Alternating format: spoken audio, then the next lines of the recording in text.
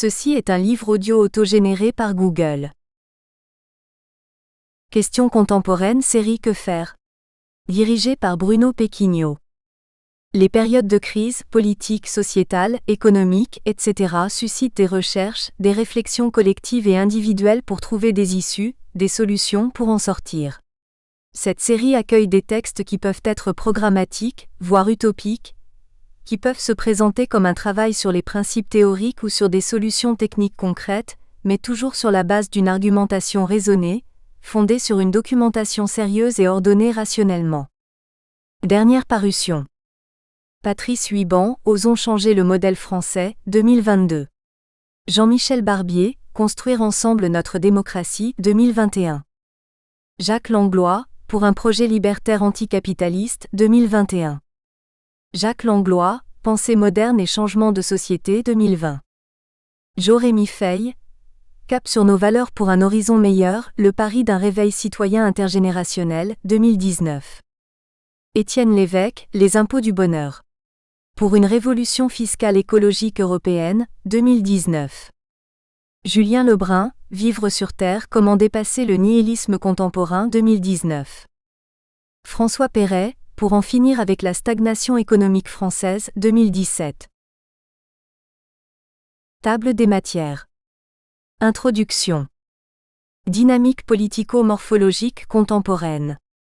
Réaction démocratique, ou le règne de la souveraineté négative.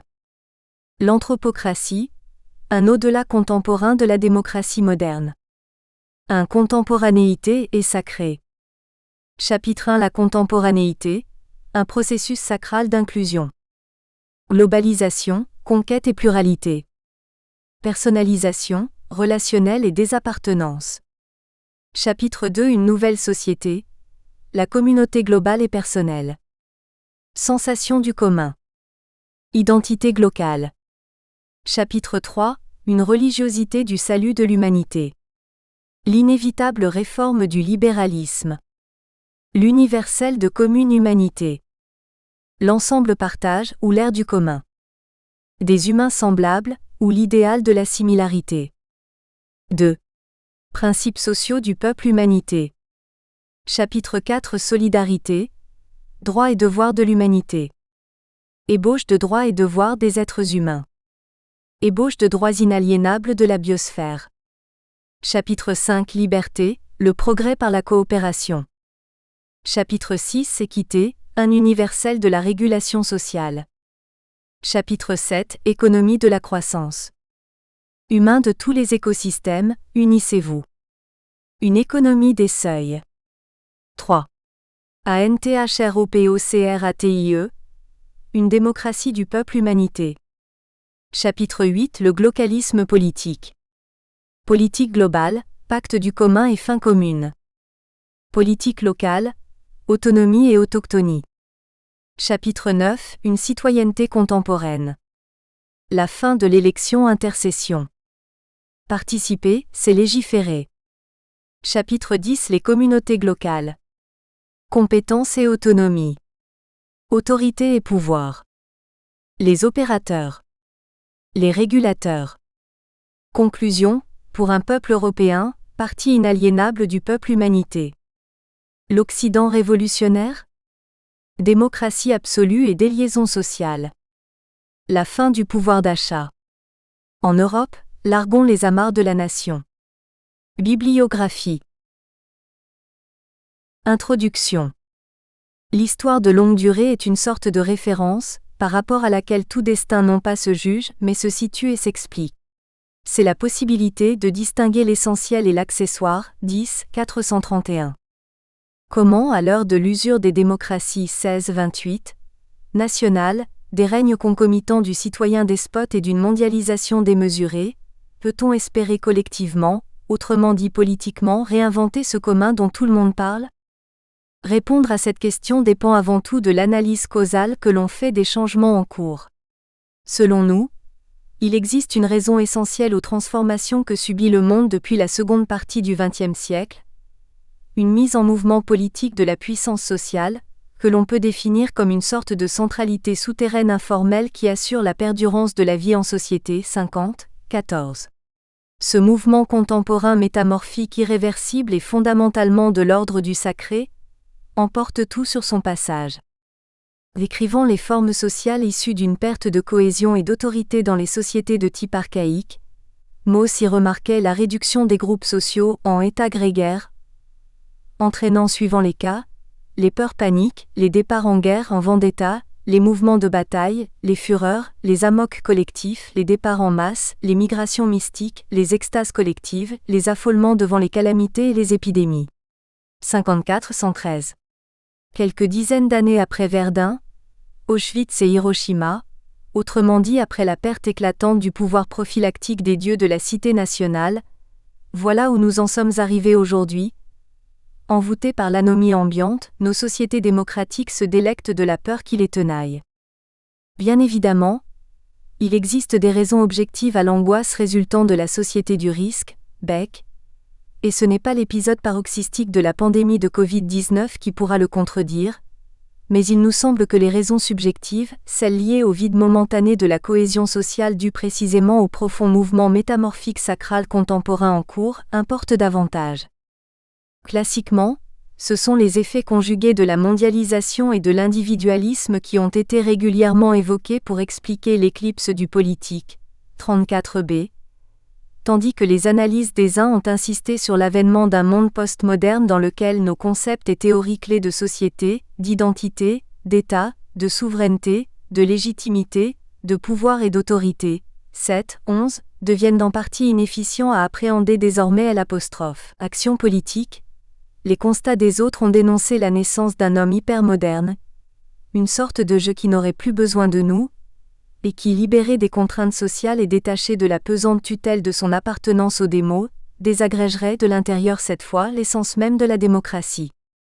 Aux apports de ces deux courants qui soulignent à juste titre le recul de la notion de souveraineté qui ébranle fortement les démocraties nationales, et la logique centrifuge, d'un nouvel individualisme qui trouble les jeux de délégation et de représentation, 47-193, cet essai voudrait donc attirer l'attention sur le caractère sacré des changements sociaux en cours. Au travers d'un double transfert de sacralité, de l'individu à la personne et de la nation à la globalité, nos sociétés occidentales sont en fait en cours de métamorphose, substituant lentement un universalisme contemporain de l'humain à celui moderne de l'homme. Réalisant en cela un dépassement de la modernité, une nouvelle société contemporaine s'accomplit sous nos yeux, pour laquelle il nous faudra inventer une politique du peuple humanité. Contrairement à l'Inde, à l'islam ou à la Chine, qui ont donné naissance à des civilisations qui reposent sur un ordre global stable et dans lesquelles se déploie un sentiment d'appartenance suffisamment fort pour n'avoir à rêver d'extrapolation à partir de leur fond indigène, 43-117, une des caractéristiques de l'Occident fut d'être toujours, à travers son histoire, en quête d'idéal. C'est sa façon d'être au monde, d'accéder au sacré. Or, comme une société ne peut se créer ni se recréer sans du même coup, créer de l'idéal. 29-603. Étudier l'histoire occidentale revient à envisager l'agencement de ces différentes périodes, caractérisées chacune par une transcendance propre et des institutions sociales particulières comme autant de réinventions du sacré. C'est pourquoi nous parlerons ici de démocratie nationale plutôt que de démocratie moderne, car appuyer sur le substantif nation plutôt que sur l'adjectif moderne, fait prendre conscience d'un fait capital de notre histoire politique 51-10-17, sa dimension sacrée. Après le sacré antique des dieux polyades, le sacré médiéval de la cité de Dieu, ou encore le sacré moderne de la nation confessionnelle, un nouveau sacré fondamentalement contemporain, celui d'une commune humanité, chapitre 3, tend désormais à réordonner le monde de la cité nationale en un monde de la cité globale. Dynamique politicomorphologique, contemporaine. La réalité historique est toujours très complexe, et quelle que soit l'époque envisagée, l'analyse découvre ceux, superposant dans la conscience ou la conduite, des mêmes hommes, à côté de l'idéologie dominante, des survivances plus ou moins formelles du passé et déjà, les premiers pressentiments de l'esprit nouveau qui dominera un jour 52-21. La contemporanéité est fondamentalement un processus analogue à celui de la modernité, dans le sens où il peut s'assimiler à un processus historique au cours duquel rien ne se perd, Rien ne se crée, tout se transforme, une sorte de changement dans la continuité comparable au processus métamorphique étudié par les géomorphologues. Un tel processus politico-morphologique se compose de deux phases distinctes.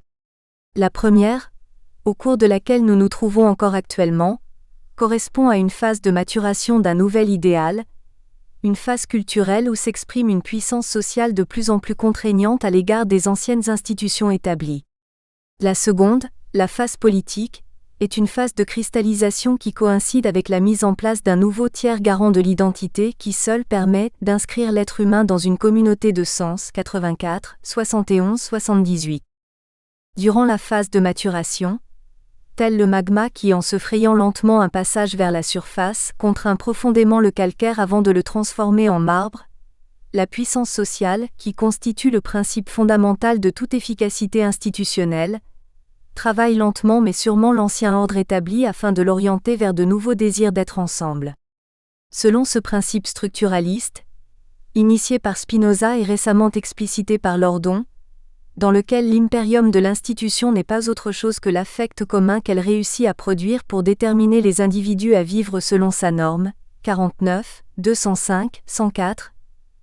Il arrive un moment où des désirs contraires puissants poussent la puissance sociale à franchir le Rubicon. Lors du processus de modernité, on sait que le basculement de la phase culturelle à la phase politique, autrement dit la cristallisation du sacré national et individuel débuté en 1789, a en fait constitué l'achèvement manifeste d'un transfert sacral, qui, dès avant son surgissement, avait silencieusement déplacé sur des valeurs neuves, familiales, civiques et patriotiques les investissements affectifs et émotionnels auparavant attachés aux représentations chrétiennes. 14, 159.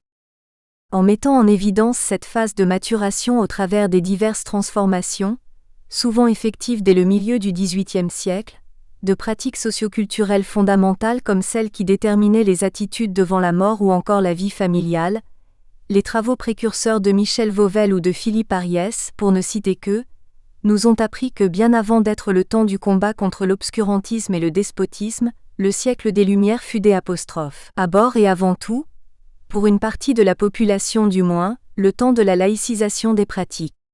Qu'il s'agisse de la diminution du nombre de demandes de messes mortuaires pour le repos des âmes, ou de l'augmentation du recours aux pratiques contraceptives, c'est bien la puissance sociale qui exprimait en cela de nouveaux désirs d'être ensemble. Roger Chartier a brillamment résumé cette dynamique transgressive moderne.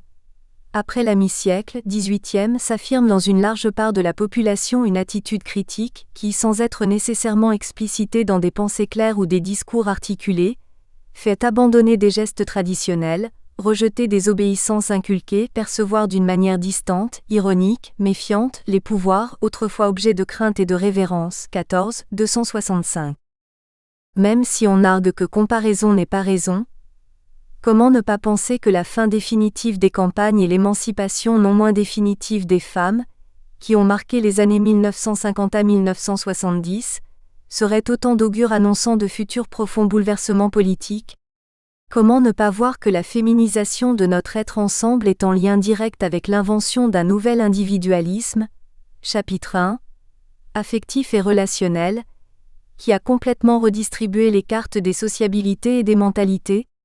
Comment ne pas se rendre compte que les nouvelles possibilités de maîtriser les naissances, ou encore l'essor sans précédent de la crémation, désormais pratique mortuaire majoritaire, sont autant d'expressions de nouveaux désirs de la puissance sociale?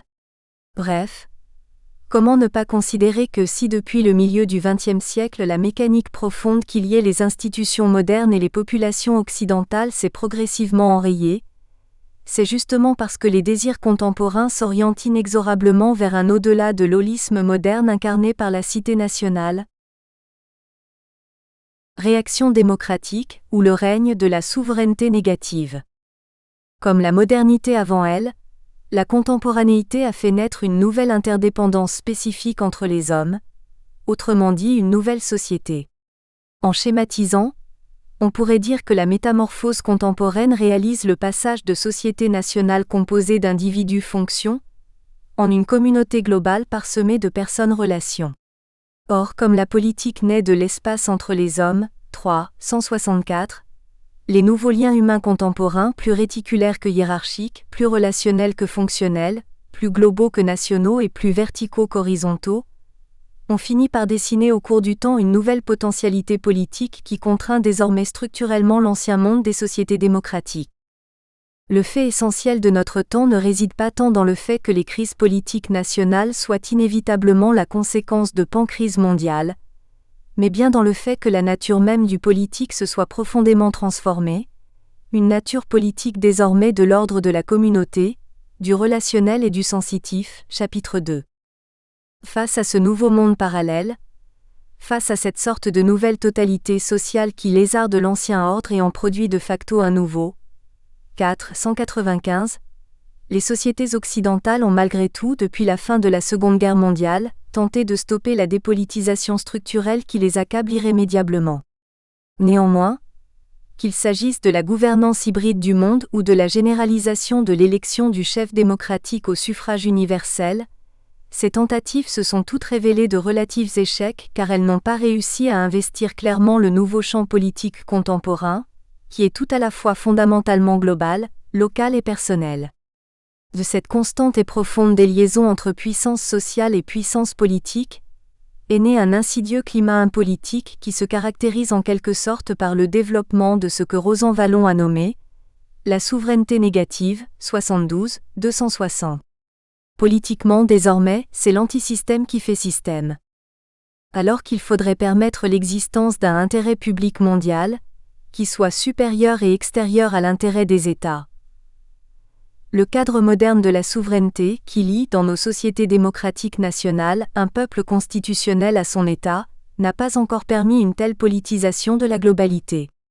Également, la bonne gouvernance, d'essence économique, s'est imposée à l'ensemble des champs politiques comme modèle de gouvernabilité alors qu'elle n'accorde aucune place au conflit et à l'action collective des hommes dans la marche des sociétés, 84, 273. Dans les faits, le problème ne réside pas tant dans l'efficience ou l'inefficience des contrats d'action publique ou du partenariat public-privé, mais bien dans la mise en place d'une telle organisation sociale qui, sous l'égide d'une culture politique du résultat, priorise la bonne gestion de l'action publique au détriment de l'innovation politique et de l'appropriation citoyenne du politique. Si, comme l'affirme si justement Arendt, le sens de la politique est la liberté, 183, force est de constater que ce mode de gouvernance fondé sur une négation progressive de l'universalité de la loi et de la souveraineté populaire, nous assujettit plus qu'il nous émancipe. Quant à la généralisation d'une personnalisation médiatique de la politique, si elle a permis de stopper un temps l'évolution transgressive déliant les citoyens et leurs institutions, elle n'en révéla pas moins ce besoin de protection, cette recherche d'une sécurité que l'on trouve naturellement auprès d'une idole sacrée, dont l'adresse ou la réussite manifeste la faveur des dieux et paraissent une garantie de vertu, 12-73. Or, à partir des années 1990, suite à la crise économique permanente, c'est bien cette face cachée du fétiche démocratique qui, au travers d'une demande sociale d'imputation, 71-155, de plus en plus prégnante, vint se révéler au grand jour.